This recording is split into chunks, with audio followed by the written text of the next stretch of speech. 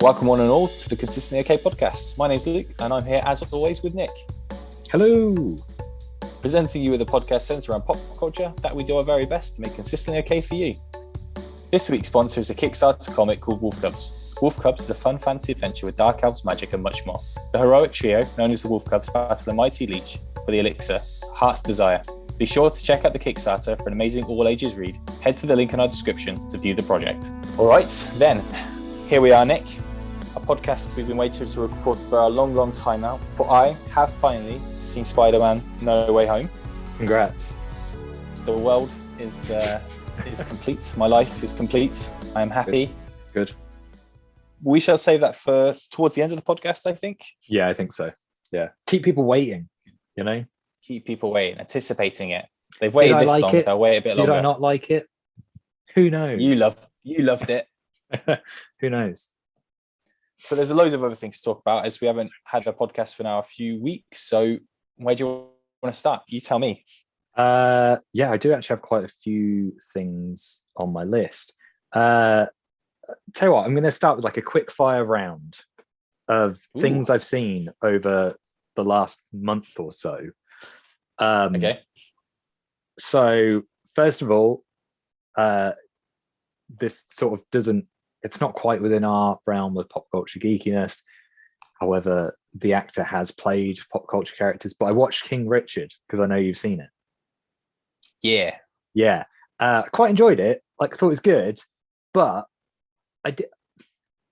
he's not the most interesting part of that story, which I was like, this is really weird. Like the first chunk of it, I was like, I'm more interested in the sisters. Then the second chunk, I was like, okay, his story is interesting. And then it sort of ends with the story about her rather than him. And I was like, I don't know who I'm supposed to like be following or attached to. It's quite weird. I think you're supposed to. I mean, obviously the film's after him, isn't it? It's named after him. Yeah. But I think it's a story about the whole family, because I think you could throw in King Richard, or you could throw in Richard's wife as well. Like, I think she has a pretty big role in it as well. You can also throw in, you know, the what's his name? What's the Punisher called? What's his real name? John Bernthal. Frank Castle. John Bernthal. Yeah, you could throw him as well, because he has a big part. Obviously, it's not his story, but he's a huge part of the second half of the film. Yeah, like huge. Yeah. Obviously, the main character is Will Smith's King Richard role, but I think you're supposed to definitely Venus. You're supposed to. It's more just as much her story, isn't it? Yeah. Just surprising considering that Serena obviously had a more successful career overall, which is good that they used her as well. As like saying that was a huge moment in the film. Spoilers, by the way. Yes. Well, most people probably know what goes on in their lives, but the tennis court when Richard approaches her, when the sister is obviously jealous of everything going on, but it's like it's all part of his plan. Like, she's actually gonna take the world by storm. But I thought it was a very good film. It was a nice film. I thought Will Smith was great. He was really good in the role. Yeah. And I liked it. I've seen a documentary after he filmed it where he's trying to lose all the weight. Not that he by any means had a lot of weight on him, but he says about like getting out of shape for the first time in a long time for the role and everything. So that's quite interesting as well, because he's a big family man, isn't he, Will Smith? So obviously this has probably was wouldn't say it was an easy role because he's used to that sort of stuff, but it's interesting role for him. I think he went from playing bloody genie in Aladdin to King Richard, and that is a shift. Yeah. Guy Ritchie film. Yeah. King Richard. Guy Ritchie. Was it a Guy Ritchie film? I haven't actually seen Aladdin, to be honest. We started it, my wife and I, but it just didn't happen. It always struck me as one where he'd basically done it for a paycheck, had turned up on set for like 3 weeks, and then had been like, cool, somebody else can finish this. I'm going to go make The Gentleman. And that's because he wanted that's what he wanted, isn't it? He wanted to get The Gentleman greenlit. So he did Aladdin. But I always wanted to know, because I've never seen it, but I can only assume that like doing that, you know, that running shot he always does with the camera. He's got the camera rig on the shoulders of the actor or actress, and they're running, and then I can only assume Abu has a moment like that, or Aladdin probably. You'd hope so. Anyway, who knows? You'd hope so, yeah. Have you not seen it either? I guess no. I sort of can't bring myself to at the moment. No, it's anyway Disney Plus a few times, and I'm like, nah, all right. there's some of them are just really off. Like I remember when we got Disney Plus, we're really going off the script, but not that we have a script. Yeah. But it's like we said, oh, that Lady and Tramp came on, and we 2 minutes in, and their bloody CGI mouse looks awful. I was like, no, not going to bother with this either. So Good. And the Disney films haven't had a huge run of love in this household. Anyway, but yes, I'm glad you watched King Richard, because Neil and I both enjoyed it. So it was good that you. I'll introduce Neil now, because I didn't be in Dark Knight Rises. So it's a good film. I'm glad you watched it. So there was that. I watched Halloween Kills, which Haven't seen it. Okay, so I quite enjoyed the 2018 one. I thought that was quite good. And then I didn't see this at the cinema, and a lot of people told me that it was like really bad, and like it got really bad reviews, and people were just like, this is awful. And I was like, I wonder why, because I quite enjoyed the reboot. Like, how far can it stray? And so I didn't see it at cinema, so I watched it at home, and I bloody loved it. I was like, this is really good. And the thing that I think annoyed people was that it tried to do like something clever with saying that, like, yes, Michael Myers is a villain, but we can also be villains ourselves. And I think that's probably why people have butted heads with it, is that they don't like being reminded that humans can be awful people. Can be. And I just thought it worked really well. So Halloween Kills. What else have I forgot on the list? I will watch it. I'm really excited about seeing the new Scream film. Yeah, I want to see that as well. It's been on my list. I wasn't a massive fan of Scream 4, so my expectations kind of low, but I'm curious. I saw a Tragedy of Macbeth as well. Yeah, that's on my list to watch. I haven't seen it though, but it's supposed to be very good. Denzel's great. Feels like the kind of film. It's obviously it pops up on our Apple TV all the time now, but for my wife and I, it's a bit like what Dunkirk was like for us, because Dunkirk popped up all the time. We hadn't seen it, but it's like we have to be in the right frame of mind to watch it. I think that's the same what's going to be like with Tragedy of Macbeth. It's going to be like, do we feel like watching the Tragedy of Macbeth? Or we could watch, something like Free Guy or something a bit more fluffy and nicer. But I think we have to be in the right frame of mind to watch it. So it's definitely one. And also because it's so faithful in terms of like it's in Shakespearean language, but there's something about it that's really mesmerizing. Like they shot it all on stages so that the world doesn't feel like it doesn't feel like it's set in our world. It feels like it's very much in its own kind of thing. And I think that really pays off. Like visually, it's really interesting. And yeah, Denzel is just an absolute powerhouse in it. Who's the female lead? Frances McDormand. Oh yeah, it is. Yeah. Who I thought, like, I absolutely love Frances McDormand. I think she's amazing. But I was thinking she was going to be like a little bit more mental, because Lady Macbeth, I've always thought, is just like, once she loses it, she fucking loses it. And she doesn't like do it as crazy as I thought. It felt like she was a little bit more restrained about it, which I was kind of like, I would have thought you would have gone like scary. But but yeah, that was probably my only fault with it, is I didn't feel like she'd gone kind of as crazy as she could have. I assume that's done on purpose, isn't it? Maybe to make it their own. Because I'm like you, I would assume Lady Macbeth is just an absolute nutter, like when it all starts kicking off. But it's a bit of a different take. If she's a bit more reserved, I don't know if I assume she can't be that reserved. But yeah, like her performance is good, but yeah, she never steeps into like, oh my god, she's crazy kind of territory, which I hoped it would. But yeah, so that was good. I saw Kingsman. I heard bad things. Have you seen the second Kingsman film? I have. I didn't like it. Well, I liked it, but I hated the end. Yeah. This is like that.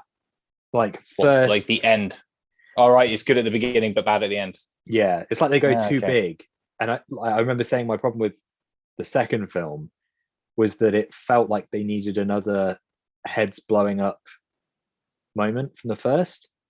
Yeah, it is people's heads blow up, isn't it? Yeah, I've got a bit of a story that goes with that, but yeah. So the second one feels like they needed a third act that would equal that, and like Elton John's randomly in it, and it was just like, what the fuck is going on? This one is like, there's a really good setup. There's some really good stuff with Rasputin. Rhys Ifans as Rasputin is perfect casting. Like, the whole scene he's in is genius. And then there's like a really good World War One segment, and then it just goes like mental. Silly. And it was like the third act. I was kind of like, yeah, that definitely happened with the second one. I mean, the first one, I really liked the first one. Yeah. Apart from my first experience seeing it was when I just moved to Norway and I was working for a charity like with youths, and it was like young kids, and basically supposed to be playing football, but it got called off, I think, because of weather or something. So I will go to the cinema. So this guy said, we can either see this film, we can see this film. And they were like, what do people know? I said, well, Kingsman is supposed to be really good. It's like rated at 12. Kids were like 12, 13. They come from obviously these poor countries and everything. So they're not used to a lot of these things, like some of these films and stuff. It's, it's not maybe the right thing, but I didn't know. I hadn't read the Mark Miller comic or anything, so I didn't know what the film was going to be like. Anyway, first scene is basically fucking like torpedo bombs coming into the building and like blowing up everyone in this like third world country. And then these kids are like looking really unsure about what's going on. They're looking like deer in headlights. And it gets to the bit when they're in the church of Colin Firth and decapitating everyone left, right, and centre. These kids are like walking out. The guy who's organising the thing is like looking at me like I'm the biggest piece of shit in the world. Like, what have you done? These kids are going to be traumatized. I was like, oh, sorry. Oh, gosh. So anyway, yeah. But when I watched it a second time, I thought it was great. So yeah. But yeah, and then second one wasn't a big fan of, but I'll probably see the third one. But it'll be wait for it to come up on Netflix. I said that actually when Harry and I left cinema. I said to him, I don't know why they felt like it needed to be in a cinema. Like it was something that they could have thrown on Disney Plus, and I feel like more people would have engaged with it there. But yeah, just the third act is just it goes too silly, and it's annoying because the stuff that they do set up, you're like, this is really good. There's like a really confusing plot thread in it as well, which when Harry and I left cinema again, we were talking about, and we were like, is that connected to this? They didn't explain it very well, and you're kind of like, there's no logic there. But yeah. So yeah, see what you think. Hopefully it comes onto Disney Plus soon, because it's of course, because it's 20th Fox. Yeah, so hopefully it comes on. What else has Nick seen? There's still a few to go. Young Rock, I've watched the first season of. I didn't even know that was out. Yeah, I didn't either. And then I was looking for something to watch the other day on Sky, and we've got Peacock on Sky now. And yeah, they had Young Rock season 1. I was like, nice. It's great. Good. Yeah, okay, cool. It's a little bit silly in that, like, you can tell The Rock has had a hand in like producing it, and that it feels very big and kind of like whoa. But it's cool, and they've got like in some of the flashbacks they've cast Andre the Giant and Macho Man, and they're brilliant. Like every time they're on screen, you're like, nice. Love me some Macho Man. Yeah, I think like as a wrestling fan, you'll enjoy it as well. But yeah, I was really surprised by that. I wasn't sure how I was going to feel about watching it, but yeah, really enjoyed it. Cool. Right, I've got 3 more. 3 more. Hit me. Okay. So the first one is The Last Duel. You seen that? No, I haven't. It's on Disney Plus though, isn't it? Bit of a weird one, because I know we've got like Star on Disney Plus now, but every time sort of my daughter has her own Disney login, you just kind of see her little thing, and then right just at the top when you're, it's like The Last Duel. It's like, right, this is a bit weird. It's like The Last Duel and like the Mickey Mouse underneath that and everything. So yeah, I haven't seen it. My some people that I know, my family, my mum, and my brother and stuff, they've watched it and they liked it. Said it was very good. Yeah, it bombed at the cinema, didn't it? Because not only because of the pandemic, but was it Ridley Scott? Is it? Yeah, he's been like a bit of a dick about my Marvel films. Ridley Scott's a whole other story. I've lost a lot of like faith. Just around the whole Prometheus and Alien Covenant thing, to be honest. But Yeah. It's good, bloody good cast though, is it? Adam Driver, Ben Affleck, really good Matt cast. Damon, and what's Ben that? Affleck. She's really good. And Jodie What's the Comer. female? Yes, that's it. Yeah. Yes. It's good. It's long, and I don't think it's narratively not as interesting as it could be. But it's fine. I it's sad it bombed because it is, it is good.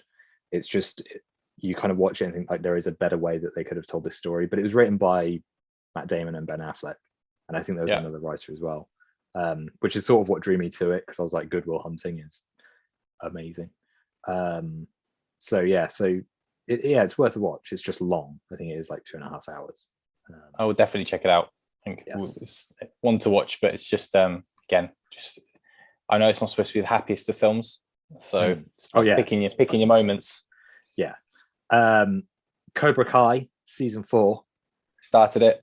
I haven't finished it. I'm nowhere near finishing it. I think I've only bloody love Cobra Kai.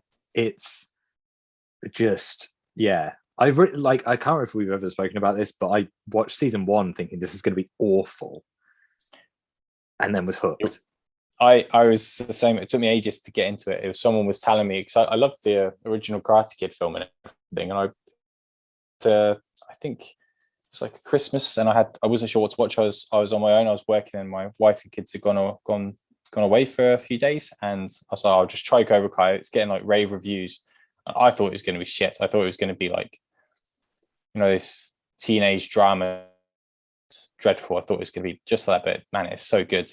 And every season has been really good. And this was obviously started. It's just getting like huge critic scores, isn't it? Just doing so well. Yeah, there's something about it that is just like weirdly addictive. And it's just really good storytelling. Like it's a little bit cheesy in places, but it's cheesy in the same way that the Karate Kid was cheesy. So it's cheesy, but it's got quite a bit of grit about it. It's kind of like, because it feels like quite, it feels realistic as well. Feels like, we could all start learning karate and we could all go and have a little fight with each other if it was like outside of the dojo. But it's good. And I think the actors are good as well, because I think that's where we thought it could have been shit, because some of the kid that when they were younger in the Karate Kid, you have no idea what they're going to be like when they're older, other than short of seeing them in things like How I Met Your Mother in places and things, or different little pop-up bits. I can't remember seeing them in anything else, the main cast. But they're good. It's even like, there's no reason for them not to be good actors, but I think that's why I thought partly it was going to be shit, because I thought, right, they're just trying to take a paycheck, just trying to make something because it was popular once. But it's really good. It works really well. And one of the leads is the guy who's just been cast as Blue Beetle for the I think he'll be great. Like he's really good in it. He'll be really good. But so really enjoyed 4th season. Like just there's so many nice little nods to like the other Karate Kid films, and just you kind of keep wondering like how much more they can like pull to that just works, because there's so much stuff in it that I'm like, I never would have thought you would have made this work. Like, is this the final season though? No, they've got another one. They've got another one. Okay. They've like filmed it really efficiently though. I was reading about it after I finished that I think they released 2 seasons last year, because one was at the start of the year and the other was at the end. It's not much there's obviously the choreography is the toughest bit, isn't it? But it's not too hard, because it was a YouTube thing at first, wasn't it? They did the first season YouTube originally, and then it got YouTube. pulled up by Netflix. So they must be so like proud of themselves with the success, because we get asked all the time at the shop merch. We got some comics and things, but it's not like spread into that world so much yet, of like mugs and things. I guess it's a specific audience maybe, but I bet a lot more people have been pulled into it now than would have before from the originals. Nice. It really surprised me.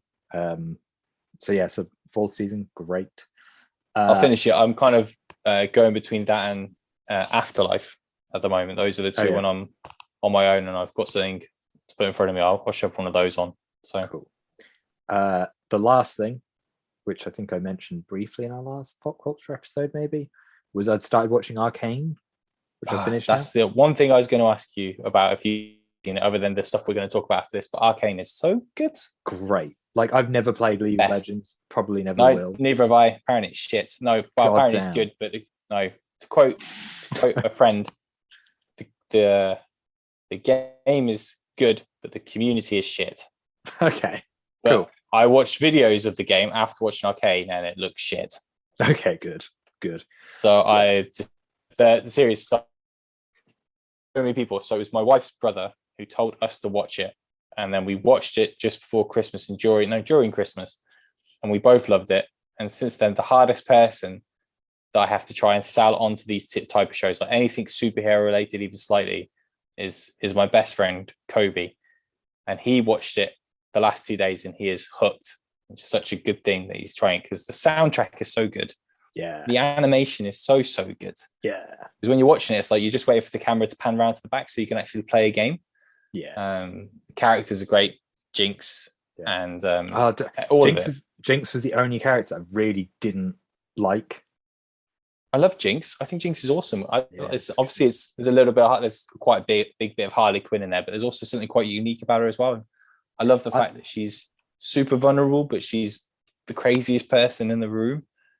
Harley Quinn never comes off as vulnerable, really, unless she's with Joker. But Jinx comes off as vulnerable across the. So, I really liked like the visual stuff they do with her, like bombs and things. I thought they all looked really cool. Her character just really bugged me. She was like the one thing that I was like, kind of hope you die by the end of the season. But yeah, I was really surprised by it. We sort of watched it on a whim, and it reminds me a lot of like Love, Death and Robots in that it felt like its own unique sort of art style, and it felt like you could have actually said that to Kobe. I think it was Kobe, that it feels like it could have been a very short episode of Love, Death and Robots, and they're like, well, everyone loved that, let's make a whole series out of it, because there are several things in Love, Death and Robots that you think, like the episode in season 2 of Love, Death and Robots. I have no idea what the episode is called now, but it's the guy who they live above the clouds basically, and it's a posh life, but then underneath the clouds it's like everyone's struggling. Like like, that could have been its own series if they really wanted it to. I just got a message now from my wife talking to her brother. I'm in this group. It's like, Luke is raving about Arcane on his podcast. You won. So it is. It's so good. We have the soundtrack on at work all the time. It's so good. Yeah, it's huge. Good that you watched it. Awesome. Yeah. Also, Haley Steinfeld, which I feel like this is a perfect lead-in for our, Hawkeye. That was on around about the same time we were watching it, Hawkeye. Yeah, I was like, she's just having a cracking year. She's done Dickinson for Apple as well, which I really enjoy. It's like, is that? Yeah, I haven't seen it, but I keep meaning to check it out. It's really good. Like it's odd because it's like very period, but then they've got like modern slang and modern phrases in it with like a modern soundtrack, and so it's, in my head it shouldn't work, but it really does. And the whole cast are great in Dickinson. I really like it, but I just think Haley Steinfeld's amazing. Is that done and dusted already, Dickinson, or is it new? I think they're 3 seasons in. I don't know if the third's the final or the fourth is the final. I feel like I read somewhere that they've announced a final season, but I'm like halfway through the second season at the moment, and the second season's equally as really good as the first. So it's just cool. It's just unusual, I think. You can basically do a podcast later where I talk about all these things that you've just talked about. Yeah, and I can tell you my thoughts on them. Yeah. But we should talk about Hawkeye. Yes, the finale. That's on our list. Have you finished everything that you had to say? That is all my preamble stuff. Such a polite podcast. We make sure we're finished where we were. So Hawkeye. So we've talked a bit about Hawkeye first few episodes, but since we've recorded one of these episodes, there's been the finale, which was pretty big, as we spoke about it before. And of course, spoilers, anyone listening, that I said I would love for Kingpin to show up, or I thought he would be involved somewhere at some point in the Marvel Universe, or him and Charlie Cox as Daredevil. They were the two that I think could come over. I think I said that, or at least I dreamt that I did say it on a podcast. Your silence is deafening, so maybe I didn't say it, but I think I did. Yeah, I think you did. I think when we were last talking about Hawkeye, I think you said you didn't think Kingpin would be in the finale. Oh yeah, I did. I think that was he would show up at some point, but because they talked about, because we didn't. So before we still had a couple of episodes left, because obviously we knew from the second to last episode that Kingpin was in it, didn't we? Yes, because there was the thing. So we must have talked just for it. Yeah. So he was in it. Yes, which is awesome, and I like the fact. Well, do you want to talk about that first, or should we talk about Hawkeye as a whole, or just the final? Phenomenal.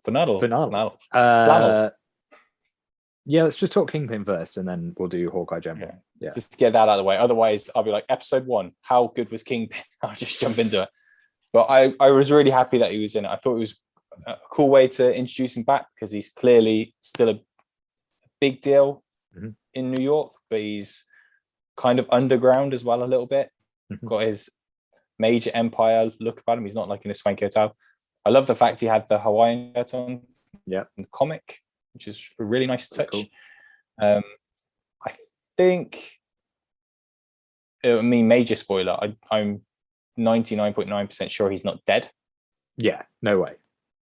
Going off the comics is that he's blinded by Echo with the gunshot. So I assume they'll go there, because I mean, the pieces are too easy to put together with that. She's got her own series and it'll need a villain, and Kingpin's obviously a ready-made villain. Even if he's not the main villain in the series, he'll definitely probably be in the background and he'll be blind. But it was really cool to see him. I love the fact that he was still, very much the same. Obviously, he's nowhere near as violent.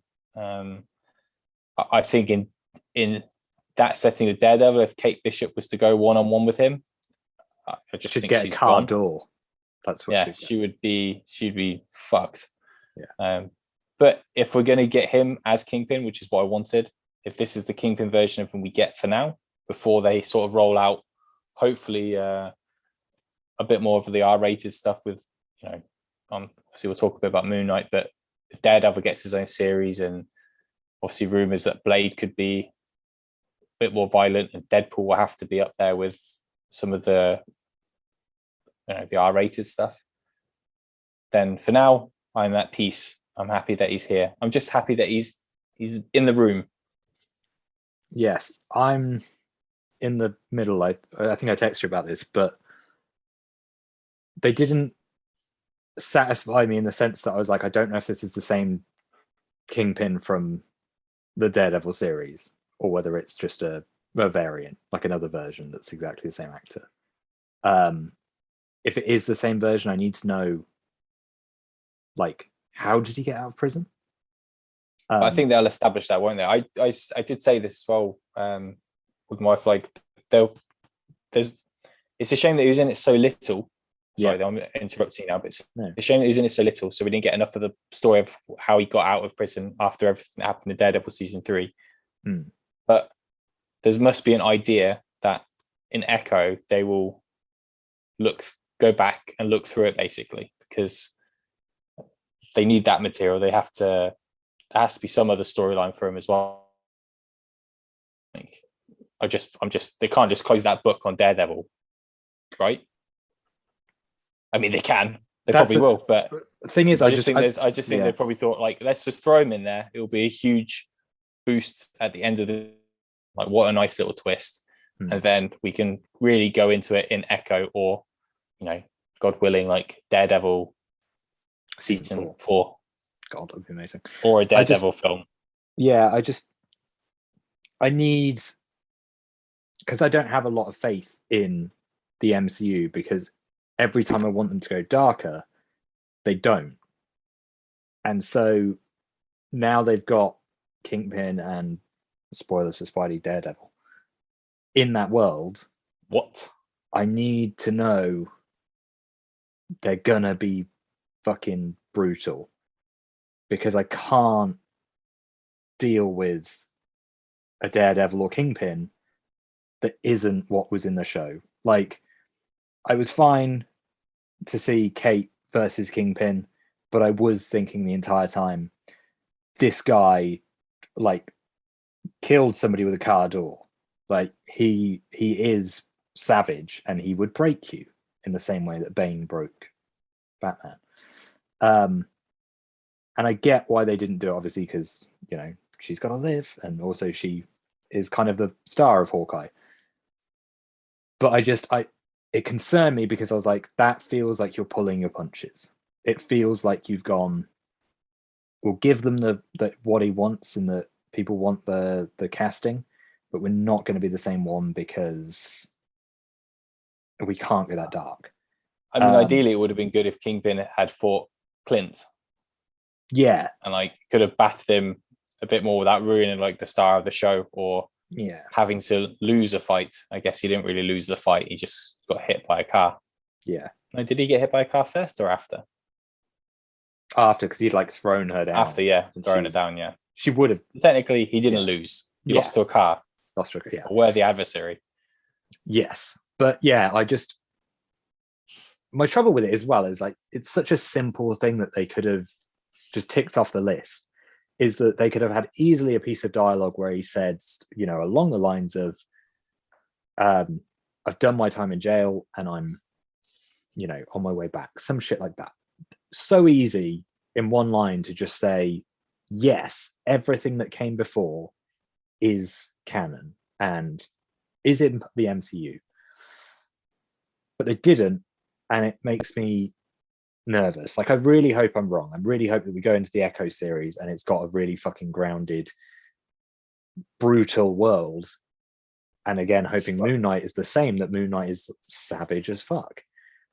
But it's the MCU and they keep bugging me by being like, I just don't think you're going to get your wish anytime soon about having it, you know, dark. I think it's going to be I think it's just going to be the way it is. And because it works, doesn't it, in a way as well? It doesn't give us exactly what with all the bloodiness. I would, you know, I don't want Blade to not be violent and bloody, and I'd never want a Ghost Rider film that was fluffy like we've already had. I want Daredevil to be like it was, but I think it will come, but I just don't know when it's going to come. I mean, they say She-Hulk, it's supposed to, again, it's like underground rumors that it's supposed to have Charlie Cox in it as well as Daredevil. Like that's when he's supposed to be back.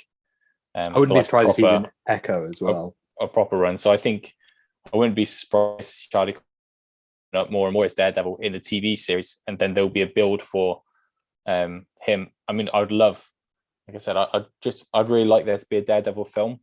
I think he's deserved to have that. I would really like Daredevil to actually be in the Avengers as well, but then you are definitely looking at a non-violent version of Daredevil, because you know, it would, yeah, I'd butt heads with it so much. It's just not going to happen. So I think it's good that they've got both those actors back in it now. It would be interesting to see what they do with them, but I just don't think we're going to get the, you know, I mean, we could just quickly go to the Moon Knight trailer as well, because when I watched that trailer, I loved it. I thought it was really good. Rise, it looked really good.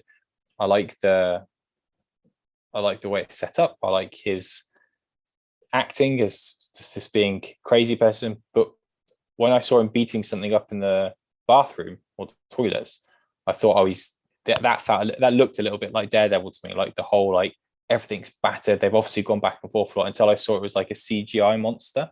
I thought, well, that's how they're going to get away with it in Moon Knight, isn't it? He's going to be really violent, but just with CGI monsters probably, or like something like that. Whereas, you know, with Daredevil, you know, it's not really his MO to fight those sort of things. So I just think it's not going to be like Netflix. I know. It's not going to happen. It worries me so much because I'm just like, get on board.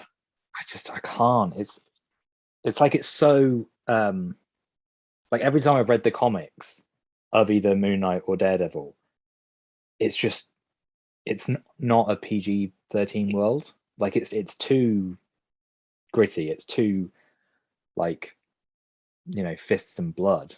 And I don't. Might happen though. It really might. If it sticks to Disney Plus, which is weird, but we just said about the Last Duel and bloody, you know, cartoons and stuff. Like, Disney Plus is a lot more now than just like those kind of films, like happy cartoon films. They've obviously got different. You know, they've got the Star. No, not Stars. What's it called? Is it called Star?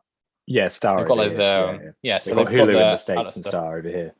So, they've got, you can block kids watching this violent stuff if you wanted to. Like, you've got to try and appease the fans. And I think you're not going to stop kids going to the cinema, are you? It's just not going to happen. But you can stop them. I mean, you can't stop them watching Disney Plus either. But you can you can control it a bit more, I think. Yeah. So they could do it. And honestly, that's the best thing to do with like characters like Blade and Daredevil is to go down that path. I just don't until they get a serious backlash for one of these films and TV shows, which is pretty rare. Like, they haven't really stumbled that much. You could say like Age of Ultron and Thor 2 and Iron Man 2, but technically with critics and money and stuff, they've bounced back. I guess their biggest sort of flop recently is Eternals, but hasn't really flopped either because it's made a substantial amount of money. It didn't get amazing critics reviews, but it got good reviews from the audience, and it's done really well on Disney Plus since it's landed. So, if there's, I just don't think there's anything. What would you say? Like, no, don't rock the boat because it's going okay, and people are going to watch it anyway. Whether they get their PG Daredevil or their rated 18 Daredevil, they're going to watch it. So I think you're in a losing battle at the moment, Nick. But I want what you want. Yeah. I support you. Yeah, it just worries me. And do you think Moon Knight looked good? Yeah, like everything looks fine visually. I just know if it's PG-13, I'm going to have a lot of issues with it because, like, the last Moon Knight thing I read was Jeff Lemire. No, I've read Jeff Lemire's. That was amazing, as always. I mean, it's bloody Jeff Lemire. But Max Bemis's, yeah, and his is brutal. Like, there's some dark shit in there where I was like, Jesus. And the Ethan Hawke's character in this sort of looks like a amalgamation of a few characters that they've done. Yeah, I think so. And I just thought if they go down the route that he is in some way, which the trailer sort of looks a bit like he's is it the Sun God? Yeah, Sun God, yeah. Like, that guy is dark. Like, the stuff in the comic, I was like, fucking, this is heavy. And I could see a world where that's PG-13 and it would aggravate me so much because it's like the Harry Potter films, right? So the Harry Potter films are okay. Visually, they're fine. They give you a festive feeling. But the amount of detail and content and engagement is nowhere near what the books are. And you lose that. You lose the... Like, I have no desire to watch the Harry Potter films again because I'm like, I watch them and I'm like, well, that's missing, this is missing. And I feel like the MCU is now getting into this territory where I'm kind of like, that isn't right. And I get it's adaptation, but it's like stuff that is so intrinsic to the character, like taking it away is kind of like, But that's the thing, isn't it? Like we spoke about before as well.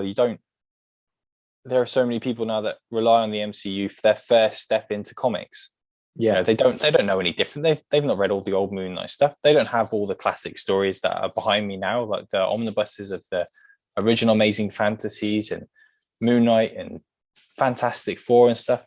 Like, therefore, a lot of people's first introduction to the Fantastic Four is either going to be Josh Trank's Fantastic Four or the one that's going to come out that's on borderline on the horizon, whatever it is. They won't know some of the stuff that they won't know that source material. Yeah. It's so hard to get those classic comics now as well that people come into a comic shop and they say like, oh, like I would like to read Iron Man, but they're looking for stuff from, the year 2000, the time where the art was just 50-50 and the stories were also 50-50. There are some gems in there, but they don't care about Spider-Man like Kraven's Last Hunt. But they're not going to care about it until they've seen the films and then they'll watch it. So for Moon Knight, people will probably just think, it's like people thinking about Rocket Raccoon, right? Yeah. With Guardians of the Galaxy. Like, if you tell someone that's never read comics, so this film, there's a talking raccoon in it and a tree that only says, I am Groot. You're going to be like, the fuck are you talking about? But if people have read the comics, they'd be like, that's awesome. Like, I know everything about these guys. But with Moon Knight, they're going to think, what the fuck is a Moon Knight? Like, they're going to be happy that it's just this odd character that's a schizophrenia and what stuff. they're not going to know what you just said, what you just talked about, that the comics are also.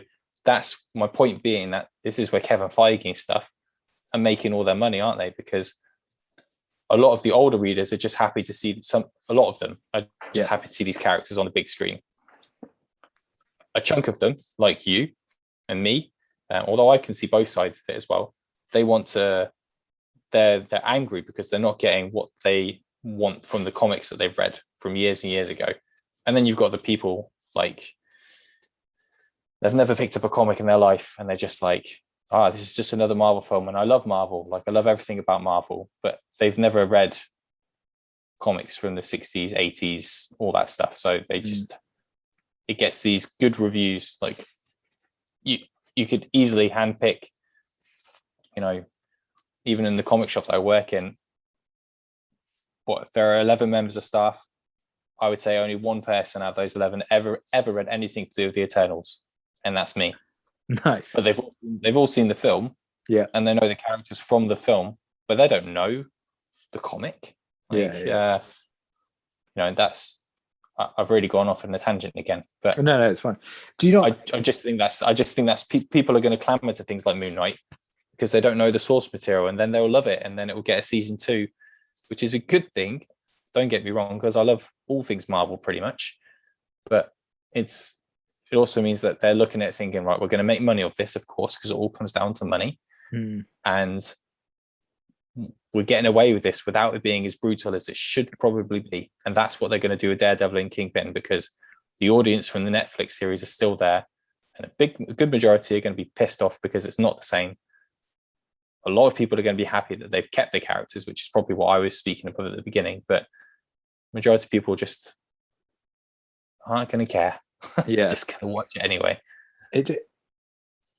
My worry is the knock-on effect that, like, if Moon Knight was really successful and then people go and read the comic and they're like, oh my god, this is so much more like violent, brutal, weird, like it's too dark in comparison to the show, do Marvel comics then start pumping out like a lower rated version of Moon Knight? They already do. It's already a thing. Because I haven't read it for a while, so this is already a thing. Like, you can't, you take a customer that comes in to the comic shop. I want to read Spider-Man. Okay, well, this is what I've got. This is like the original Stanley. I've got these couple of comics, these epic collection comics. If you want to go back to us, it's for my kid, and they won't like that style because they're used to the MCU. Yeah.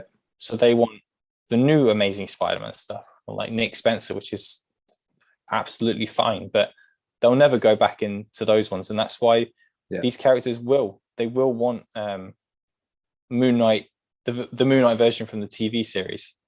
So Marvel will cater to that audience. That's why a lot of they just throw so much out there at the moment, and that's for all the Marvel stuff going on at the moment. Their comics, for the most part, the last 5 years have been awful. Yeah, there's only a few gems like Immortal Hulk, things like that are good, but they just throw it all out there because they're trying to tie in so much to the shows and the films that it's not organic. It's just, the stuff that's going to come up from Moon Knight isn't going to be the Moon Knight that we're used to. If you've read a lot of comics in the past, it's going to be, it's going to be just catering to the wrong audience. Yeah, but because I think where the money is. I think that's the thing. Like the last few Marvel stuff that I'd been reading, I think the reason I enjoyed it so much is that because it probably wasn't attached to the MCU. Like, it was stuff that they were kind of like, obviously to the creators were like, go do whatever you want, because like the audience isn't with your book at the moment. Like, the comic audience is with your book, but the film audience, the big audience, isn't necessarily going to be with you. So like Max Bemis's Moon Knight, I feel like was probably popular with Moon Knight fans, but had that come out at the same time as a Moon Knight series, I don't think it would have been okay to the extent that it is. Like, the only exception I can think of in recent years that's probably got away with it is Donny Cates' Venom. Like, his Venom run is so dark. Yeah, it's really dark. And it was coming out at the same time as the Venom film, which obviously isn't as dark as that. that's probably my one exception where I'm like they've done something different there. But again, so you'll take that, they'll take that Venom that you've read, and they'll make it that eventually Canol will be a big part of the MCU. It's bound to happen, or something will happen, but they'll tone it down probably. But it's the same with them. That's why Immortal Hulk is so good, because Immortal Hulk is a horror story. Yeah, and there's not like a whole film. It's nothing to do. It's nothing to do with the MCU. Like literally, it's the first 2 volumes, especially the deluxe editions. It's crazy. It's like it's just flipped the Hulk story on its head.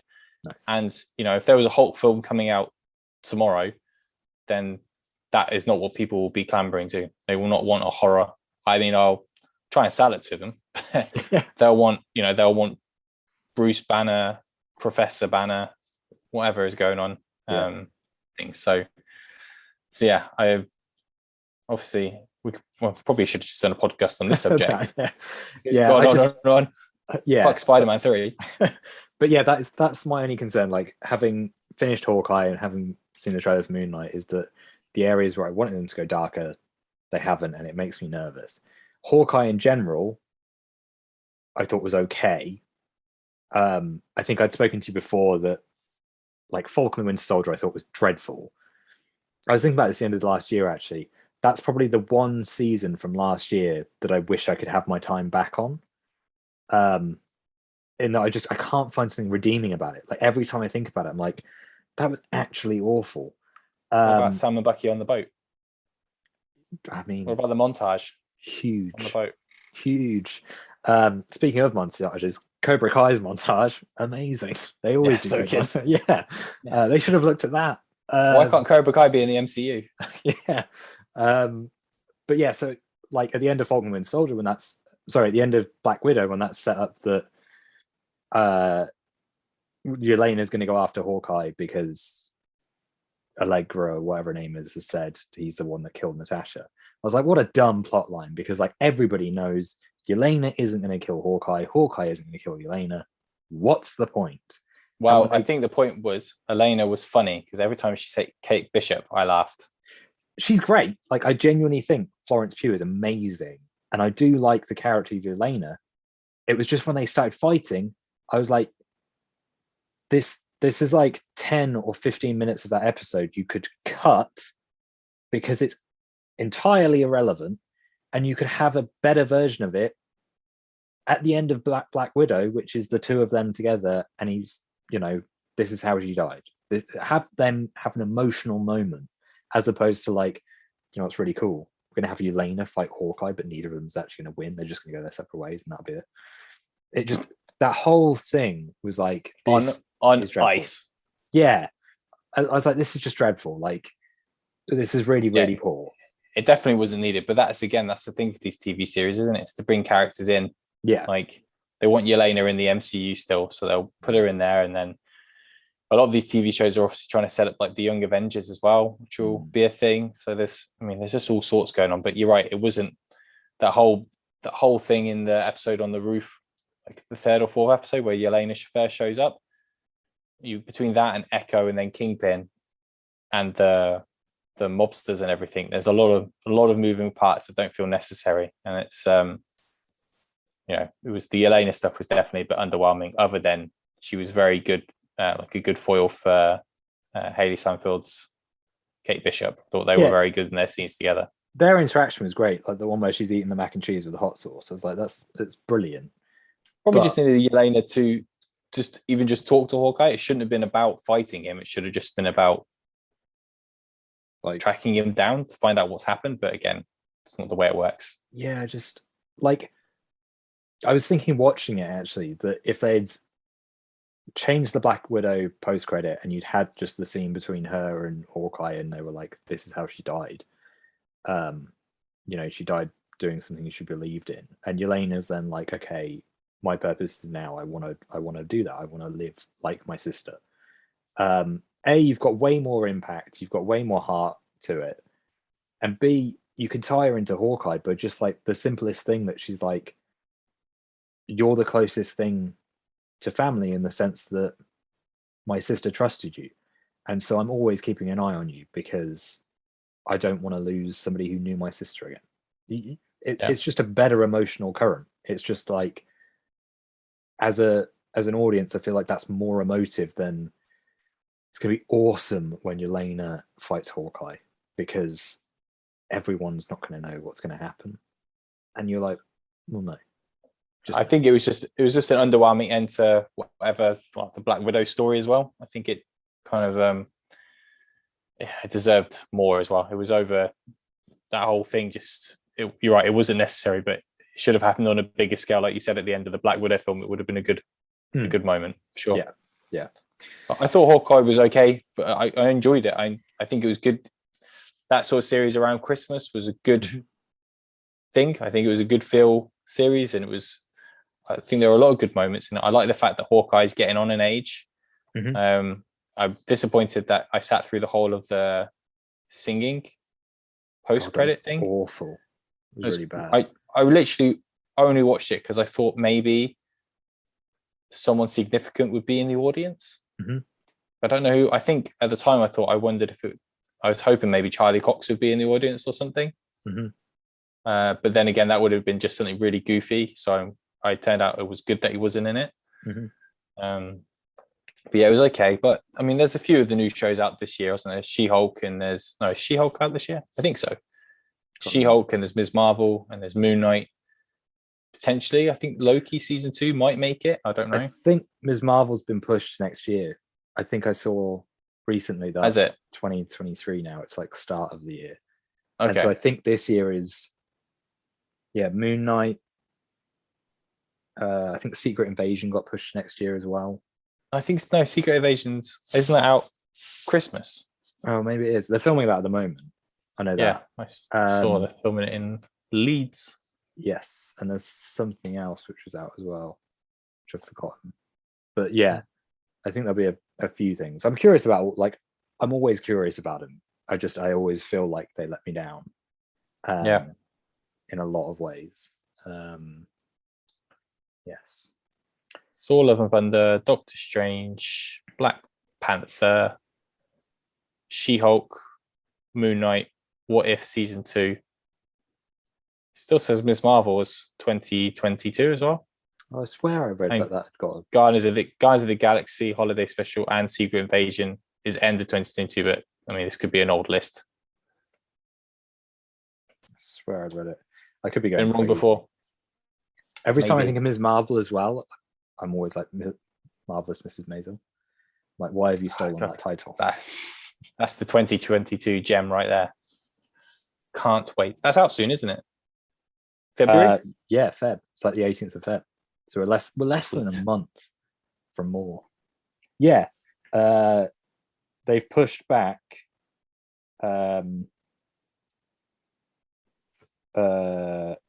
Secret Invasion and What If season 2. Dicks. So those two have been pushed back.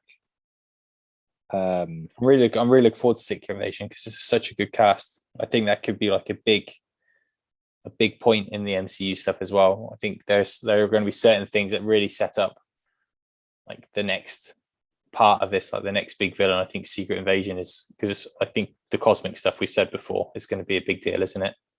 There was someone saying that there was a spoiler in the Moon Knight trailer. The box is behind.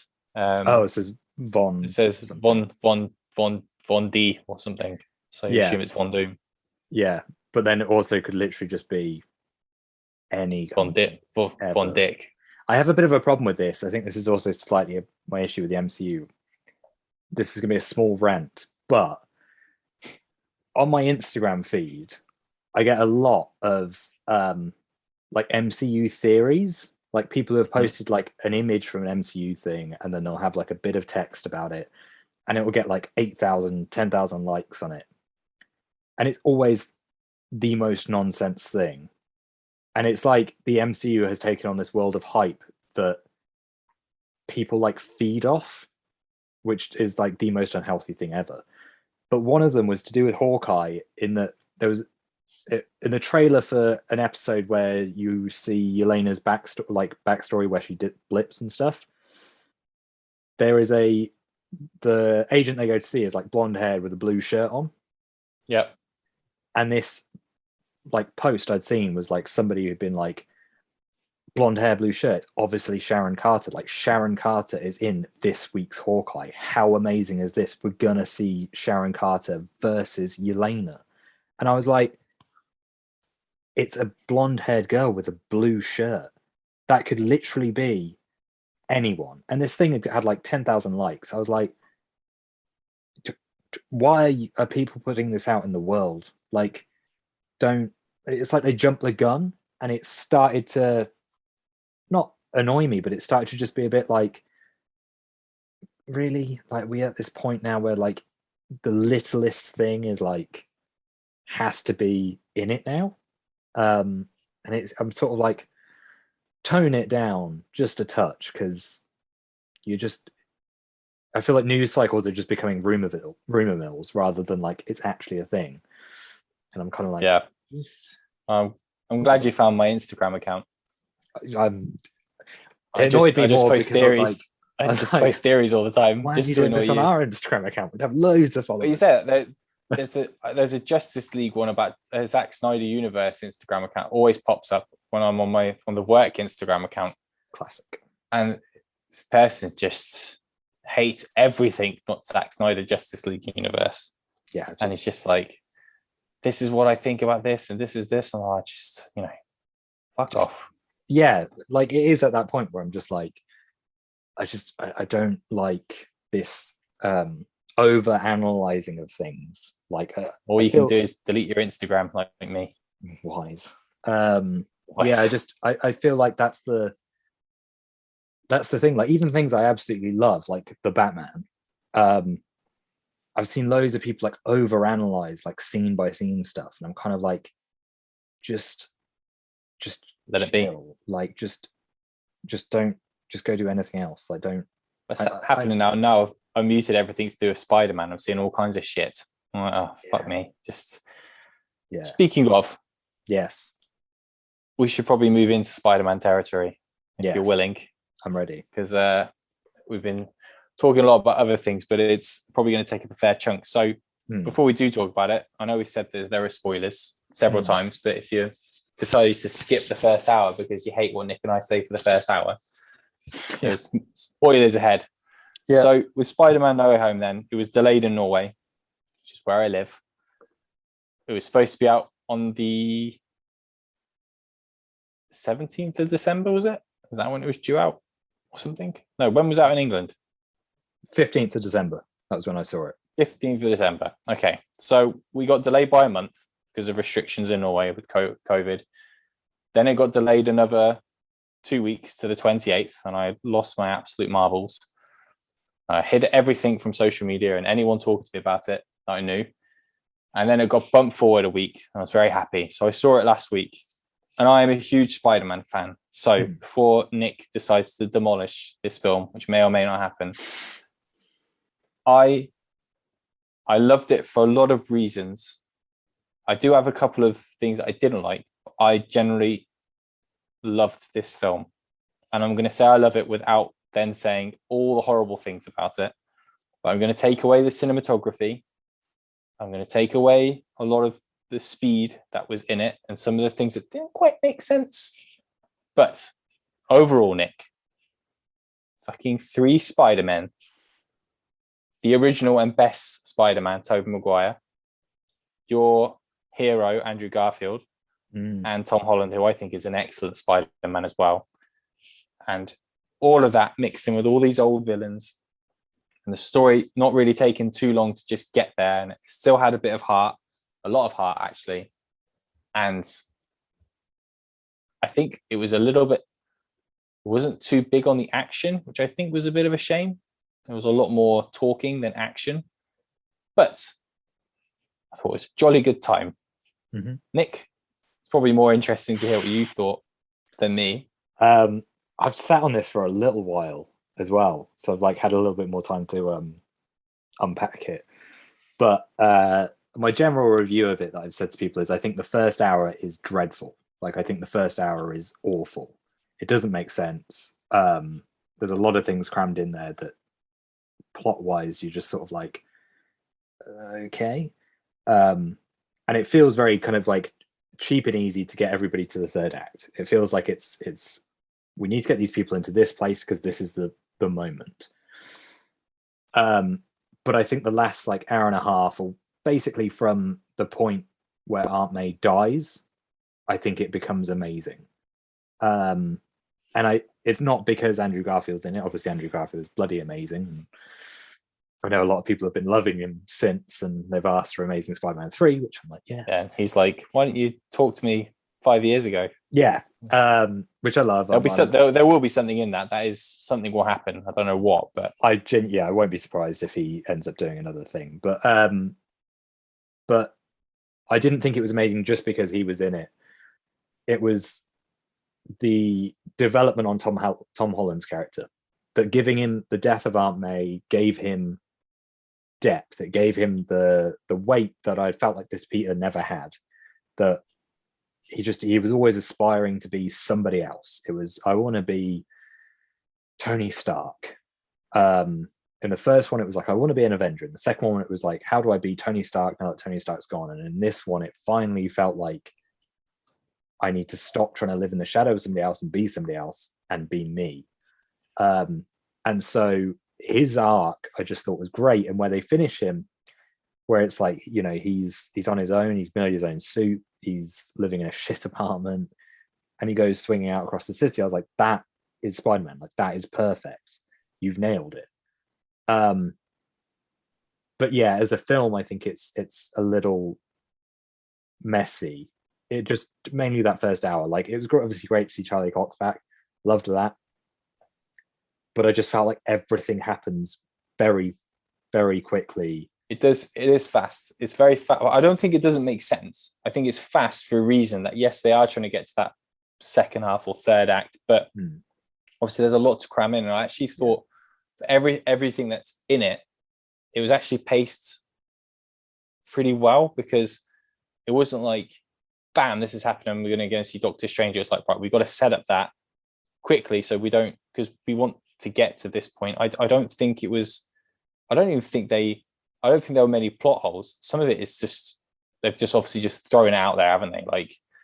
Like if you think about the context of the villains coming back, their moment before their death, then what the fuck do they go back to when they go back there? Because like, Doc Ock is literally he's literally about to drown, but does he have time to say, hey Peter, actually I'm okay now? And like, you know, Electro, he's there with all his electricity, but he's in the fucking middle of the air. Like, is he just going to drop down? Because in that context, you've still got Green Goblin flying around. Like, and there are that side of things. I think you just have to not think about that, because if you can ignore that side of it, and from a story point of view, I think from A to B, it actually runs very, very as smooth as it could go with everything. I think the one thing that I didn't feel added a lot to even though his key is the Doctor Strange stuff, was just a bit like underwhelming. Like, he was underwhelming in it because he came off like a real dick. I know Stephen Strange is a dick, but he was a dick that also had like these side comments where he was like, hey, you're just a kid, like, you know, you're going to be okay. But it's like, well, you pick a lane. Like, you're going to be nice, Stephen Strange, or you're going to be mean, Stephen Strange. Like, you're going to be mean, then that's fine. But that was a bit. I'm obviously jumping into a million different avenues here. But what do you think didn't make sense in the first hour and a half, or didn't work? Other than it was rushed, because it did feel rushed. But I felt like it was an okay tempo. The core premise of him wanting to cure villains, I don't feel like works, because none of them are his villains. He doesn't know any of them. And the only reason he cures them is because Aunt May's like, maybe there's another way. But there's no emotional connection. Had there been like a variant of Mysterio, or a variant of like somebody that he had to cure, that he knew, it would have made more sense. But I was just sort of there like the whole time. Like, I don't get why he would do it. It's the Michael Keaton thing of Flash as well. It's I don't understand why that person would train up Batgirl without a really good reason, because But he doesn't have a reason, does he? He doesn't. That's the thing he said with Aunt May, isn't it? He's not going to do it. Yeah. And he's convinced he's not going to do it. And Aunt May makes him do it, which makes everything that comes after more significant. Like Aunt May dies doing it's her idea, and he's followed her advice, and it's ended up killing her. But even though she's still saying, almost like he did the right thing. Like if she go back in time, she would have told her to make the right decision because she wants him to be a good guy. Like no one wants anyone to die, do they? Like no one. Doesn't matter if they're villain, because these guys, I think these villains haven't done anything to him specifically.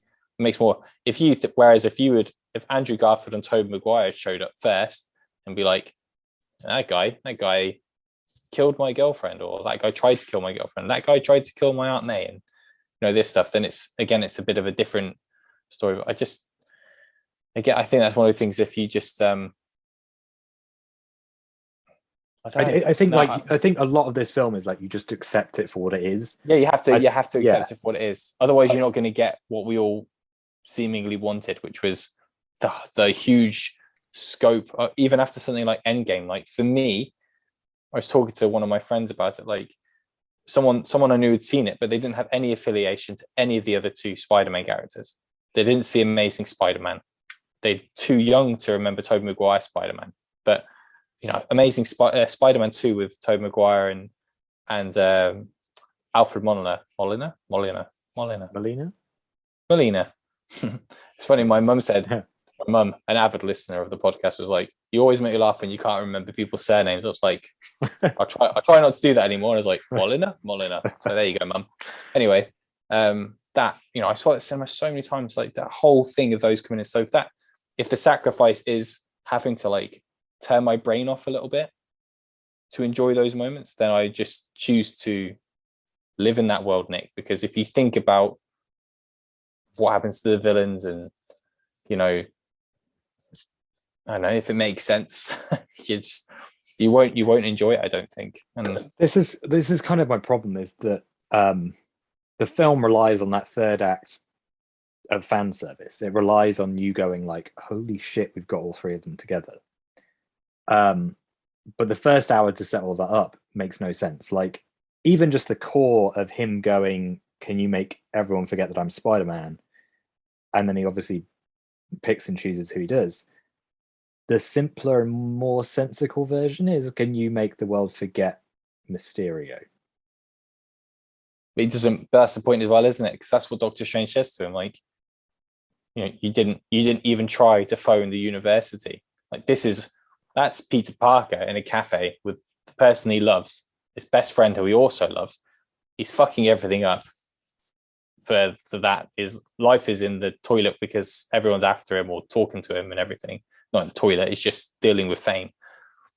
But he's thinking about them, isn't he? He's not actually thinking about himself, really. He's thinking about them. So he just literally goes across New York to go to the Sanctum Sanctorum, and he just says for this, but he doesn't think about it, because if he had obviously stopped for 2 hours, he probably would have thought maybe I can still get them in, but he doesn't think, does he? And that's how the rush of the film. It's not like 5 days later he turns up in another country talking to Doctor Strange. He's like, I can take the underground there, whatever it's called in bloody New York, subway. Yeah, that's the one. Yeah. Subway. I don't know if I buy Peter being like so intelligent but yet so dumb. But that's but he's like that in the comics, though. When he's a kid, he's like that in the comics because he's naive. He's very smart, but he's very naive. And then the older he gets, he's learned from his mistakes of doing these quick things. He's sarcastic half the time, but he's if the comics where he's got kids and stuff, like he's different because, and that I'm going to jump ahead a bit now, but my point is he's going to drop the ball in these instances. And the thing that's so significant is if with this trilogy, what I always wanted out of Spider-Man is a young version of Spider-Man, because that's the one that I think is the best. Mm-hmm. And you've got that in this trilogy. And you're right. It didn't feel like he had a lot of weight to carry in these first 3 films until this last hour. But then that's such a smart thing as well, because they're going to do another trilogy. and I assume it might be the same director because they're all linked together, or he might do Fantastic Four first or something. But now you've got another version of Peter Parker that was so quickly thrown at us in Spider-Man, the original Spider-Man, and the Amazing Spider-Man, where it's like, he's at school, but he's graduated. He's got a job at the newspaper. He's going to work at the Jelly Boo.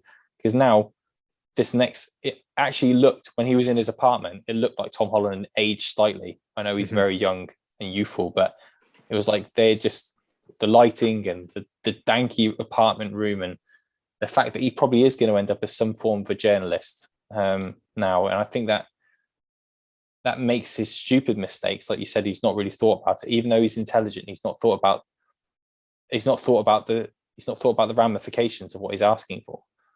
But you think in this next trilogy, because I assume a lot of this older cast now aren't going to be in it. Like, I don't think Zendaya is going to be in it. I don't think there'll be anyone playing Ned. We won't have an MJ. We'll probably get a Gwen Stacy instead. And we won't have an Aunt May, obviously. So, the only returning character likely is going to be John Jonah Jameson. Yeah, I would think. So they can redo everything, and he's going to be older and smarter. I mean, this is the character that they're going to want to lead the Avengers in these future films, aren't they? So I'm going off on a tangent as always, but I think he's allowed to make that mistake. I think they treat him as if he is very young still. And it's like, I don't know, it's like being that age. If you were that age, and it's like, it's wrong to, have a few beers and then your mates convince you to jump off the side of something into some water. Like, it's stupid, and you're smart enough to know better, but you might do it. So, and he's just there thinking, I'm going to save my friends. Doctor Strange is a wizard, a sorcerer, and it's all gonna work out. But you can see, even when the spell's going on, he's like, uh-oh. So yeah, I felt like the approach to it was just it was too circumstantial. Like, to have him approach it as, I just want the world to forget Mysterio, and in turn that will make them forget who I am. I just feel like you can still have the same outcome, that they've taken something out of the multiverse or out of the universe that should intrinsically be there, and it causes issues. You can still have they could have. You are right. Probably just gone on a rant for no reason, but you're right. It could have been something as simple as that, but it just doesn't have the same. It doesn't have the same pull, because the pull is that you have him make the mistakes as the spell is going on. Also, though, Mysterio was originally in it. Like, there's so it was a concept art thing. It was like a concept art with him and Doctor Strange, and they released the script today as well, the original script. Yeah, he was supposed to be in it. So I guess in that context, if you'd asked for Mysterio not to exist or undo what he did, maybe originally it wouldn't have worked in the script. I haven't read the script yet. But I don't know. I don't know if that's the reason. Yeah, I just felt like a lot of that first hour is just, it's what is the quickest way we can get to the scene where the three of them appear.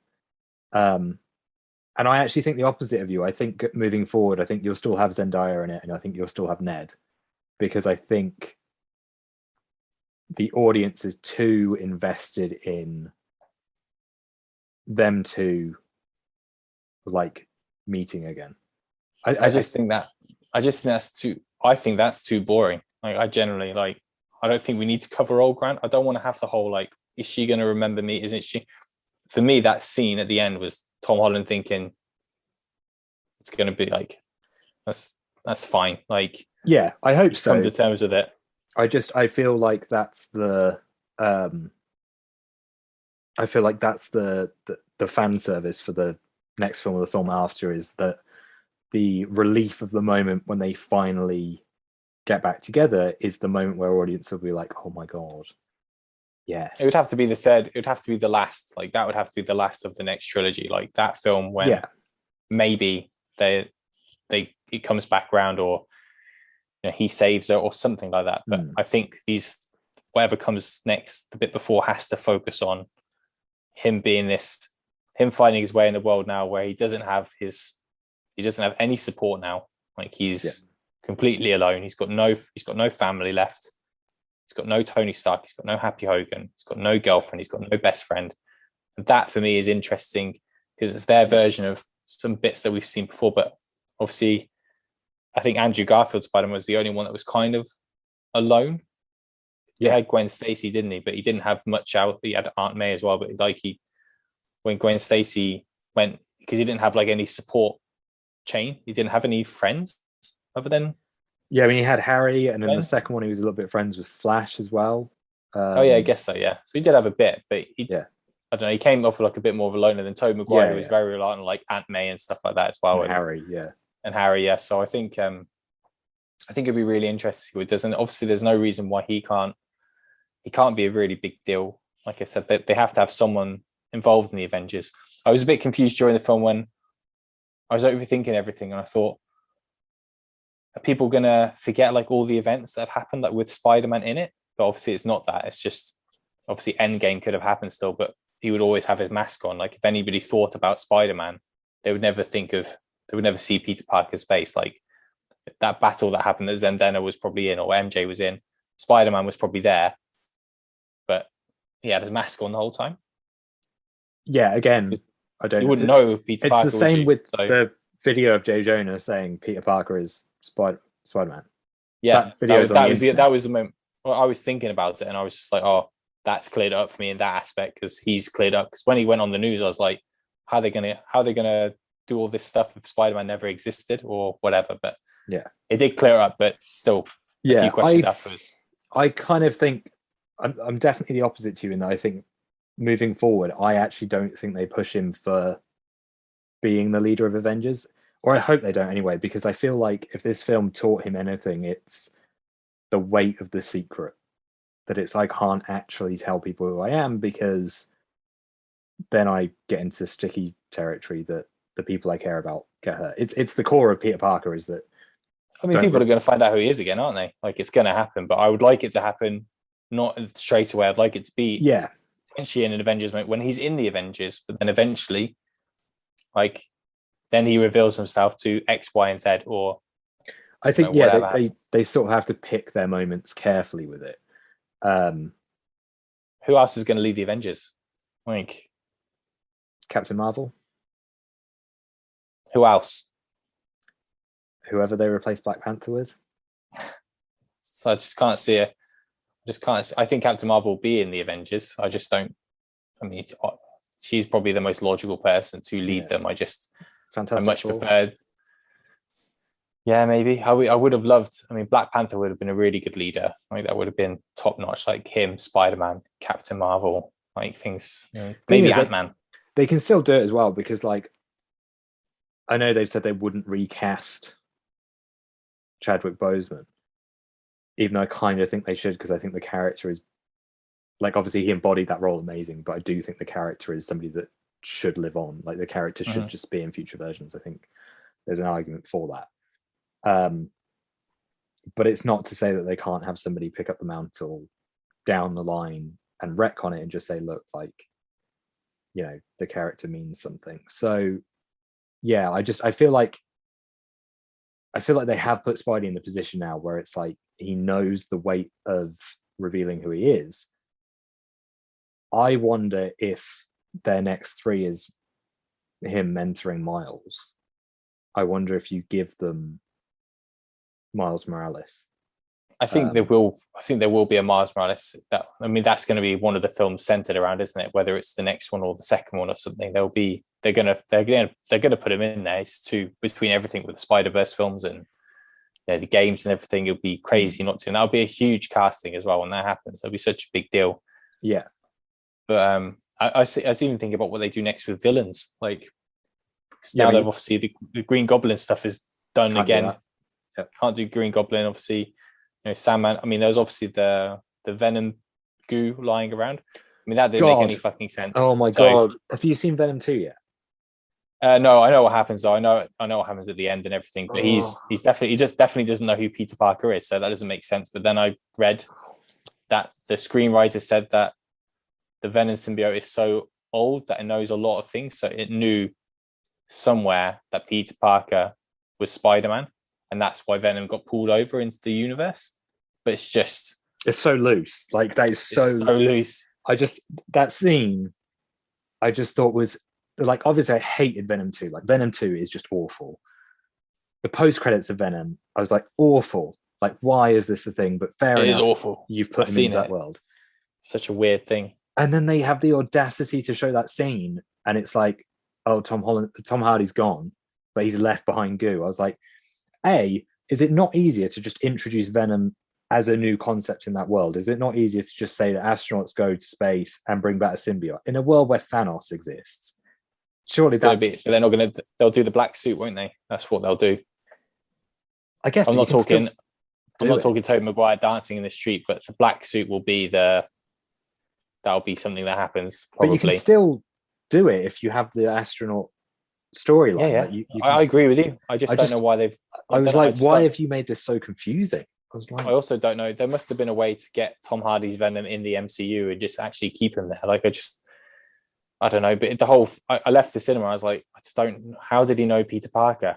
And I was like looking on the internet. I was like, how did he know he was Peter Parker? Like, what did I miss? Because he licked the TV. There was a flash. He licked the TV screen as if like, I'm going to go and eat him. And then he was like, oh, I'm going to go and have to visit this Peter Parker. I was like, that doesn't make any sense either. Like and then he just vanished again, which just was such a really odd thing to like. The only thing I appreciated about that scene was the fact that the bartender was what's his face from Ted Lasso. Yes, it was. I was like, I liked it when he said he wanted to go skinny dipping. I don't know why that made me laugh, but it didn't make me laugh. It didn't make me laugh on the outside, but inside I was like, classic Venom wanting to go skinny dipping. But yeah, it just felt like a waste. And poor Venom, like he's such a good Spider-Man villain as well. But yeah, I mean, the one thing I would love, and he was in the sky when the things are coming through. Craven, but Craven, yeah, Craven. I'd love Craven to be a villain in one of the films. I'm a bit worried now because he's in the game, obviously, and he's got his own film. But again, that's the thing with Spider-Man. It's difficult not to have him involved with other villains because most of his characters, like Venom, Craven, they're going to be in the Sony universe, which was weird as well because there's that painting of Tobey Maguire's Spider-Man in Morbius, and then there's Oscorp from Amazing Spider-Man. Yeah, so they've Michael Keaton. They've kind of, even though Spider-Man's got this huge rogues gallery, they're like kind of running out of. I mean, it'd be cool. Like Black Cat would be a cool villain, but again, there's talks of her having her own film as well. So it's weird to see what they do next. But overall, with this film, so I avoided everything apart from 2 nights before I saw the film. Even though I muted everything, I was on Twitter and I was looking at something, and then someone put up I'm doing this collab with this comic thing. I thought, oh, that looks interesting. So I pressed it, and their pinned tweet was 6 feet running across a platform in spider costumes. I was like, oh no.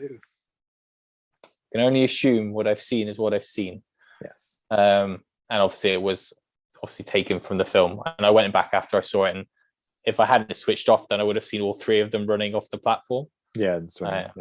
That was awesome. I was really surprised as well because I didn't know Sandman was in it. I knew Lizard was in it from the trailer, but I didn't know Reese Ifans was actually in it as well. I didn't know I thought for quite a bit of it with Sandman.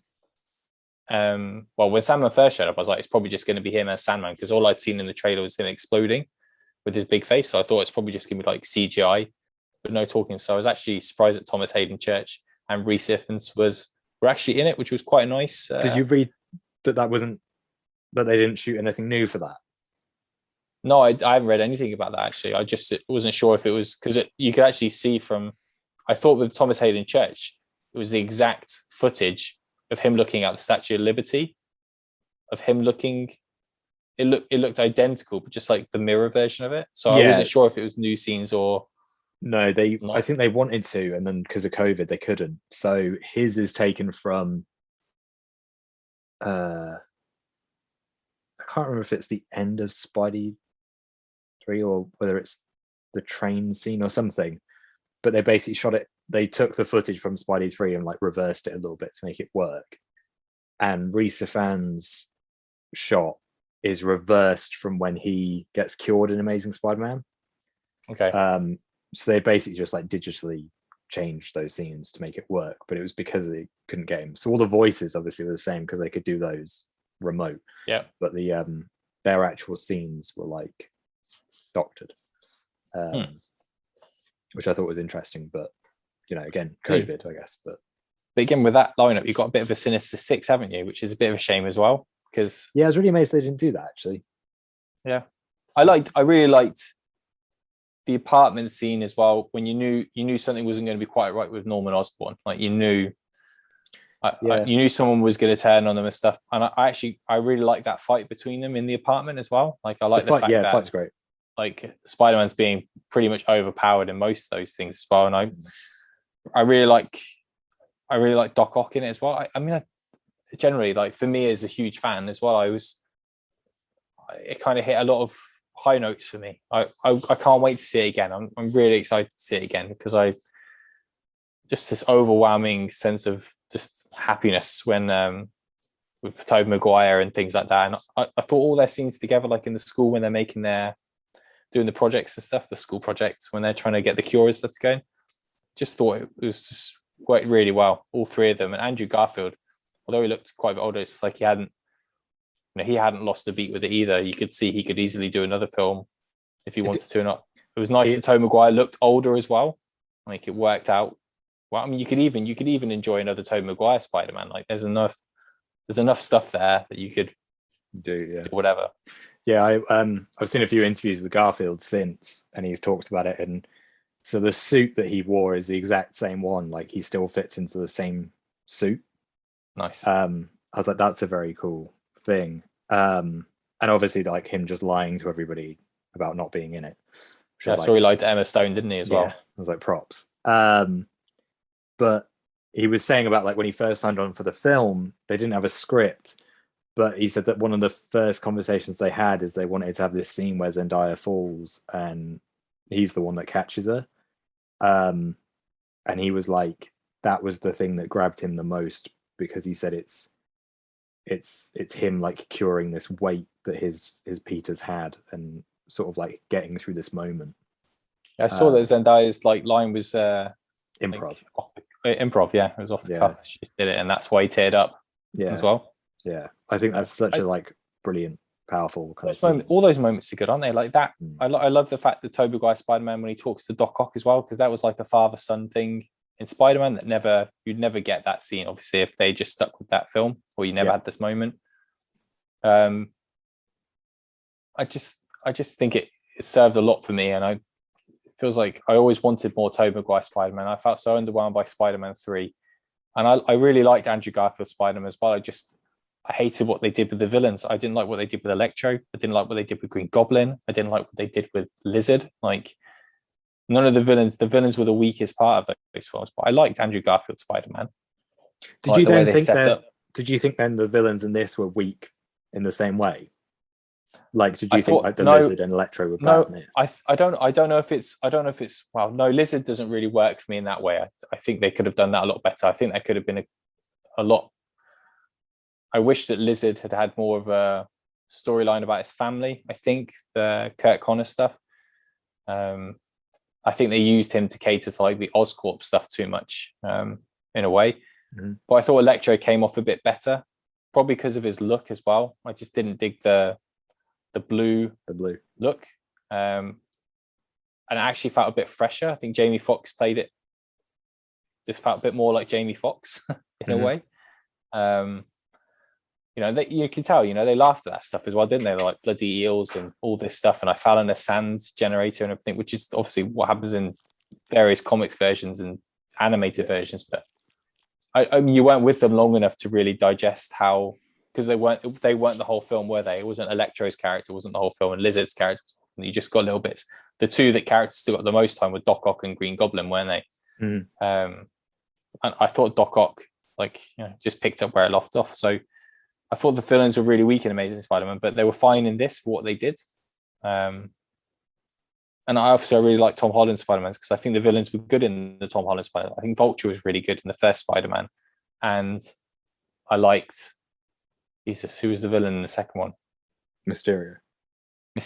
I like Jake Gyllenhaal as Mysterio as well. So, yeah, I think it all came together really, really well, and it just gave me a bit of a rounding off Spider-Man and Amazing Spider-Man, and opening the door definitely for a more Andrew Garfield Spider-Man, and it opens a whole new world for Tom Holland Spider-Man. So I thought it was very, very good, and it was worth the wait. It was a bit rushed in places, you're right.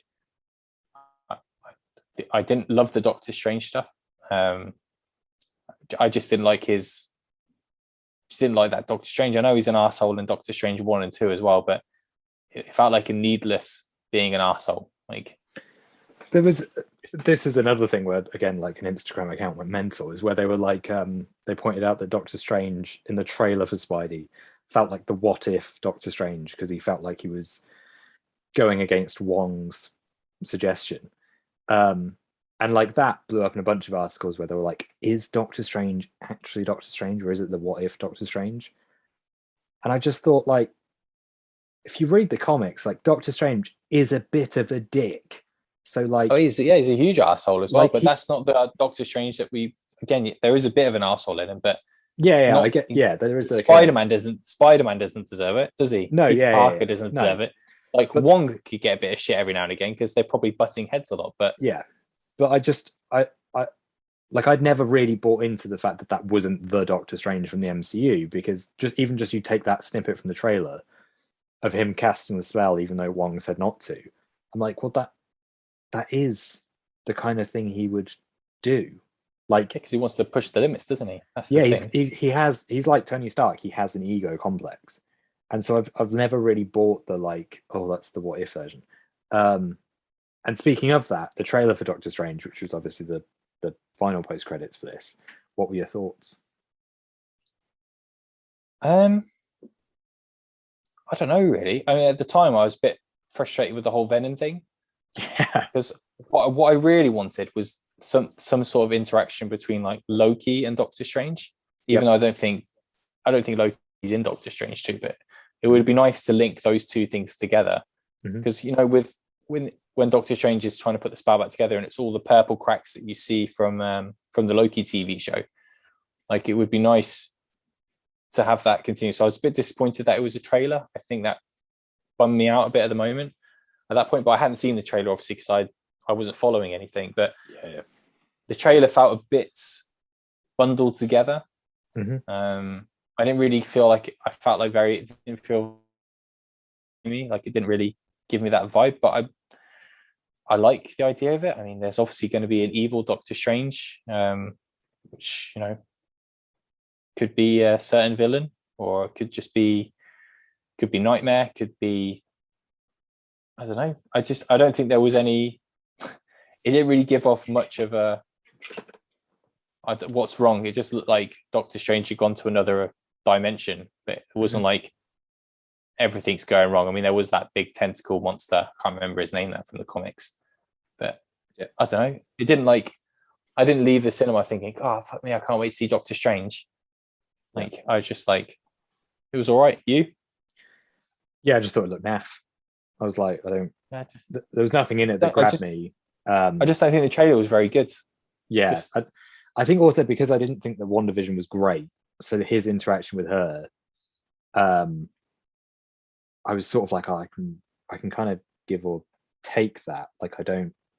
But that felt like a clip. It felt like a tiny bit of a trailer, and then a clip that you would see in the build-up to film, like they've just done with Batman. Batman, and then it was a bit more of a trailer. It just felt like a little like all we really needed was 30 seconds of Doctor Strange walking out to New York and everything being up shit's creek because he's done this spell. But there's no explanation as to what's going on. Like, has he done another spell? Is it the spell that he's done with Spider-Man that's created all these knock-on effects? But I am excited about it because I'm looking forward to, because it is supposed to be a bit of a horror. Like, I'm excited to know what that entails. Like, when you say a horror, are we talking like evil Doctor Strange in the shadows that's going to jump out and like try and jump the audience? Or is it like, oh yeah, it's scary because everything's spinning around and there's a tentacle monster? So I thought they'd removed the wording of horror from that, because I thought that's why Scott Derrickson left, is that Scott Derrickson went on stage and was like, we're going to make the first horror film in the MCU. and then they had disputes as to making an MCU film and making a horror film, and Scott Derrickson had to walk away. That was sort of what I'd read about, like why he left. And so I thought from that point on, they've dropped the horror element, and it's become like this big multiverse film that sounds like it's fan service all through. It's like, we're going to give you all of the rumored people that have ever been linked to any character ever, and we'll give you that. Have you seen the supposedly leaked cast list that's doing the rounds? Yeah, there's like Tom Cruise as Iron Man, and like the original Fantastic Four characters. Yeah, John Krasinski is Mr. Fantastic. I mean, I want John Krasinski to be Mr. Fantastic. Don't think it's going to happen. Patrick Stewart's meant to be in it. That has to be bullshit, though, doesn't it? The Patrick Stewart thing, I'm not sure about, because there is like concept art that's come out, and I'm kind of like, I don't know. I wish they wouldn't, because I think like his ending with Logan is like perfect. No, I just think there's too much. I don't really believe it. Like, I just can't see. There's only so many films where you can have that many, like, holy shit, like this person's in it, because eventually it's like the Spider-Man stuff was just the right amount. It was like just the right amount of nostalgia, but I just don't see the point in introducing like the X-Men as those versions of the X-Men until they've actually done their version of the X-Men, you know? Like, you can't have John Krasinski be Mr. Fantastic when in reality he should be Mr. Fantastic. Like, him and Emily Blunt should be the Fantastic Four. Like, they should be those two characters that they use. Like, no one wants to see Chris Evans as the Human Torch now. Like, I don't want to see that unless that's its own film where, like, I don't know, there's like, but you might as well do Captain America No Way Home and have Steve Rogers. You might as well have Captain America, Old Man Captain America, and Human Torch, like, all coming through fucking portals. Like, yeah, I think it's endless. So I hope if they're going to do this, that it's just focusing on Strange and Wonder and what's her name, America Chavez. Yeah, America Chavez. Yeah, and you know, just really knock on with this next phase. Like, I mean, the Spider-Man film almost felt like a little bit like it was the end of a phase. Like, it was that. Like, yeah, the Spidey film feels like a closure for his character. Like, if they wanted to like completely leave him there and just have him cameo and like never do another film, they could, because they've got an arc. Yeah. Obviously they won't, because money. But yeah, my biggest gripe, I think, with Doctor Strange is kind of like you with Loki, is that I bloody love, like, I think Loki is one of the best things that the MCU's ever done. And their way of tapping into the multiverse is making Loki seem small. In that, watching that, when you got to those final 2 episodes, it was like, oh my god, this is amazing. And then Spidey, you're kind of like, well, there must be some Loki connection there in terms of like the fact that Kang has died and the multiverse is split, right? And then it feels more self-contained, because it's like, well, he opened up a bit of the multiverse by asking for the spell. They closed it by closing the spell. And then in the Doctor Strange trailer, it's like him saying he's made the mistake. And so that's why I think he's done something else. Like, I just assume he's done something stupider. Also, him making a mistake, I'm like, well, surely he wouldn't remember casting the spell because he's forgotten who Peter Parker is. I feel like they've just... Yeah. Obviously, there's going to be something. We're only seeing a bit of it, aren't we? So I'm just going off the assumption that he's done something bad, or Wong, as the Sorcerer Supreme, knows he's done something bad. He's like, you did a spell, and he's like, I don't know what you're on about. He's like, I would remember if I'd done a spell, but Wong's like, you fucked up. Like, what you've done has had huge ramifications to the multiverse. But I was saying to you, Yannicka, it's like, what I really wish would have happened in the Spider-Man linked to Loki stuff is that, wouldn't it have been great if Loki had just shown up in Peter Parker's apartment or something? It's just like, we need, like, blah blah, this is happening, like, we need heroes, or we need something. Or even better, if the one who should not be named showed up, like, and started that process of him being like one of the next big bads, and he just started showing up and, you know, started. Yeah, It just Link. There's just would the Loki thing is the perfect link to what just happened at Spider-Man and Doctor Strange. yeah, Like, but it so hasn't. much. No, I just it hasn't. it slightly concerns me that as well. I was thinking that Kang would be like obviously not an Avengers villain, but I felt like he was going to pop up in a lot of things. And now I'm sort of feeling like maybe he is literally just in Loki and he'll be tied off in Ant-Man 3. I think I think I liked it. Did I call him the He Who Should Not Be Named? Yes, I mean that isn't that a version of him though? Isn't he? Is that right? Or am I thinking of Voldemort now? What the fuck am I thinking about? Oh, maybe it is. There is a version of it. What's it called? What is it? Oh fuck. I know it's he something, but what is it? That was his name in Loki, wasn't it? Yeah. Yeah. Anyway, you look that up, and I'll say that I think he'll have a big role. I generally think the next big things to happen in the MCU between him and Doctor Doom, those two, I think, are the big things that are going to come out of this. Obviously, the huge thing would be something like Galacticus, but I mean, you got all the stuff going on with Eternals as well. There's just too much. There's a lot of craziness. Yes, but I just would have loved. He Who Remains. That's it. Yes. But just imagine Pete Parker in his apartment, right? And there's just the orange door behind him. But he looks and it's like, he doesn't know. But then Spider Sense tingles, bang, it's Loki. Because the Spider Sense is like, Loki's a bad guy, right? And then it's just Loki's like, we're fucked. Yeah, just everything is. Then it cuts. Yeah. And then it cuts because that's multiverse. And then you can go into Doctor Strange 2 trailer. I don't know. Anyway, we might as well give a review of Spider-Man, like score-wise. So what would you give it out of 10? 10. I don't know if I've given anything a 10, have I? Maybe I gave Justice League, the actual Justice League.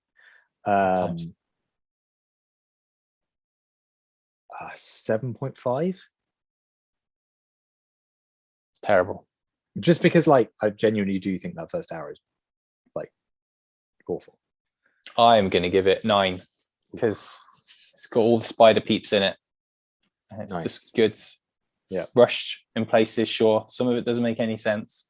Let's never talk about the Venom thing again. But yeah, it's. I was actually Stina messaged me saying, "Oh, they're post credits." I was like, "Yeah, I guess like, you could stay with Venom, but I can just tell you what happens." And there's a trailer at the end. But that's 2 post credits back to back that they've done poorly now as well. Like Hawkeye, awful. And Spiders. the musical. Yeah. The Eternals one was good though with Blade. Probably. Was it though? Yeah. I was kind of like, I don't understand why these 2 characters would be together because they've never been together. It was Blade.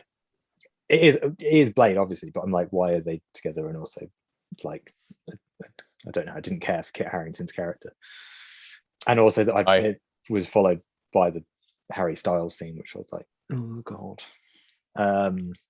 which wasn't good. I assume then, before we close up, because I assume this is close to the end of the episode. This is close to the end. I need to just have a little gush about a TV series I watched. Yes, you do this before we wrap up because I know you're excited, and I haven't seen it yet. So I think you'll love it.